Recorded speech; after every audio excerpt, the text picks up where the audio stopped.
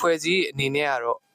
တရုတ်ပြည်ရဲ့တားမြစ်တာကိုစန့်ကျင်ပြီးတိုက်ပွဲတွေဆက်ဖို့ကြိုးစားမယ်မတီမငြိမ်ဖြစ်အောင်လုပ်မယ်နိုင်ငံအတွင်းအနှောက်အယှက်တွေဖြစ်အောင်ဆက်လုပ်နေမယ်ဆိုရင်တော့တရုတ်ဘက်ကဓာတ်ရိုက်ရေးယူဆောင်ရွက်ရမှာပဲ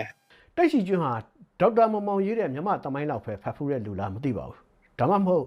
စစ်ဆိုးရပြဋ္ဌာန်းတဲ့ကျောင်းသုံးသမိုင်းစာအုပ်တွေတော့ဖယ်များဖတ်ဖူးသလားမသိပါဘူးတရုတ်နိုင်ငံရဲ့မြန်မာနိုင်ငံဆိုင်ရာအထူးကိုယ်စားလှယ်ဆိုတဲ့လူရဲ့သမိုင်းမြင်ကအံ့ဩစရာကောင်းတော့အောင်ဆင်းရဲနှုံချလွန်းလှပါတယ်တပ်မတော်ကတိုင်းပြည်ကိုဘယ်လိုများတီထောင်လိုက်တာပါလဲဖက်စစ်တော်လှန်ရေးမှာတောင်မှ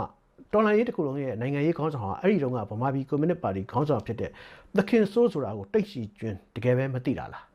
ဗိုလ်ချုပ်အောင်ဆန်းကိုယ်တိုင်က Burma Challenge မှာရေးထားတာဗိုလ်ချုပ်ဆက်လင်းနဲ့တွေ့တော့ကြတော့အဲ့ဒါလိုပဲပြောခဲ့ရဆိုတာတွေကိုတိတ်ရှိကျွန်းကြားဘူးပုံမရပါဘူးမြန်မာတပ်မတော်ရဲ့သမိုင်းဟာလူထုကိုတတ်တဲ့သမိုင်းဆိုတာကိုတိတ်ရှိကျွန်းသိပုံမရပါဘူး62ခုနှစ်အာဏာမသိမ်းခင်ကတည်းကမြန်မာတပ်မတော်ကလူထုကိုတတ်လာတာပါ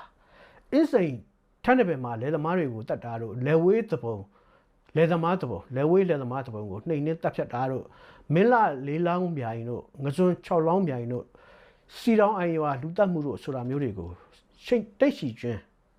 ကြားဘူးမယ်မထင်ပါဘူးအဲ့ဒါကြောင့်တပ်မတော်ကတိုင်းပြည်တိဆောက်ထားတာလို့ရှောက်ပြောရတာဖြစ်ပါလိမ့်မယ်ဝါကောင်းဆောင်တွေကလည်းမြမသမိုင်းကိုကောင်းကောင်းသိချင်မှသိကြမှာပါတိတ်ရှိကျွန်းပြောတာတွေဟာ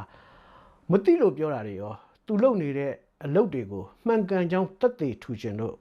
မဟုတ်တရုတ်သမိုင်းတွေကိုတမင်ထွင်ပြောနေတာရောနှမျိုးစလုံးရောနှောနေတာဖြစ်နိုင်ပါတယ်တိတ်ရှိကျွန်းရဲ့အမားတွေကိုပြောနေရင်တရုတ်အစိုးရရဲ့အမားတွေကိုပြောနေမယ်ဆိုလို့ရှိရင်တိတ်ပြီးတော့ရှည်လျားနေပါလိမ့်မယ်ဒါလို့ဆိုလို့ရှိရင်တရုတ်ရဲ့သဘောထားနဲ့မြန်မာနိုင်ငံပေါ်မှာကြာရောက်နေတဲ့အန်ဒီရဲ့အတိတ်အနက်ကိုသိနိုင်ကြပါပြီကျွန်တော်တို့စဉ်းစားရမှာကတရုတ်ပြည်ထနာကိုဘယ်လိုဖြေရှင်းကြမလဲဆိုတဲ့အချက်ပါအဖြေကအလွန်ကိုခက်ခဲပါတယ်တော်တော်ကိုခက်ခဲခေါင်းချင်းဆိုင်စဉ်းစားကြရမယ်ခေါင်းစဉ်မျိုးဆွေးနွေးကြရမယ်ခေါင်းစဉ်မျိုးပါလွယ်လွယ်ရိုးရိုးနဲ့ဖြေရှင်းလို့ရတဲ့ကိစ္စမျိုးရိုးရှင်းတဲ့ကိစ္စမျိုးမဟုတ်ပါဘူး brainstorming လုပ်ရမယ်ဆိုတဲ့ကိစ္စမျိုးပါဒါပေမဲ့မန္တလေးကောင်စစ်ဝင်ရုံးကိုဘုံသွားခွဲတဲ့မယူရဲလောက်ရမျိုးကိုကျွန်တော်တို့အားပေးလို့မရပါဘူးဟိုလူခွဲတာပါဒီလူခွဲတာပါဆိုပြီးတော့အငင်းပွားတာတွေတော့ရှိတာပေါ့လေဒါပေမဲ့ဘယ်သူပဲခွဲအဲ့ဒီလောက်ရဟာမြန်မာပြည်သူတွေအတွက်ကောင်းကျိုးမပေးဘူးဆိုးကျိုးကိုပဲပေးတယ်ဆန္ဒပြပွဲတွေပြင်းထန်တဲ့အချိန်တုန်းကတရုတ်စက်ရုံတွေကိုမိရှို့တာမျိုးလည်းကျွန်တော်တို့အားပေးလို့မရပါဘူးအဲ့ဒီနေ့ကလည်းအလုံးမဖြစ်နိုင်ပါဘူးကောင်းကျိုးပေးမှာမဟုတ်ပါဘူးဒီတော့ကျွန်တော်တို့ကငုတ်တုတ်ထိုင်လက်ပိုက်ကြည့်နေရမှာလားလို့မေးစရာရှိပါတယ်အဲ့ဒါလိုငုတ်တုတ်ထိုင်လက်ပိုက်ကြည့်နေလို့လည်းမရပါဘူးအခုလဲတရုတ်ပိုင်လိုင်းကိုဖောက်ခွဲမယ်တို့တရုတ်စက်ရုံတွေကိုတိုက်ခိုက်မယ်တို့ကြုံဝါနေတဲ့သူတွေရှိပါတယ်အဲ့ဒီနည်းတွေဟာကောင်းကျိုးထက်ဆိုးကျိုးကိုဖြစ်ပေါ်စေပါလိမ့်မယ်တရုတ်ကိုမုန်းတီးနေကြတယ်ဆိုတာကိုနားလည်ပေးလို့ရပါတယ်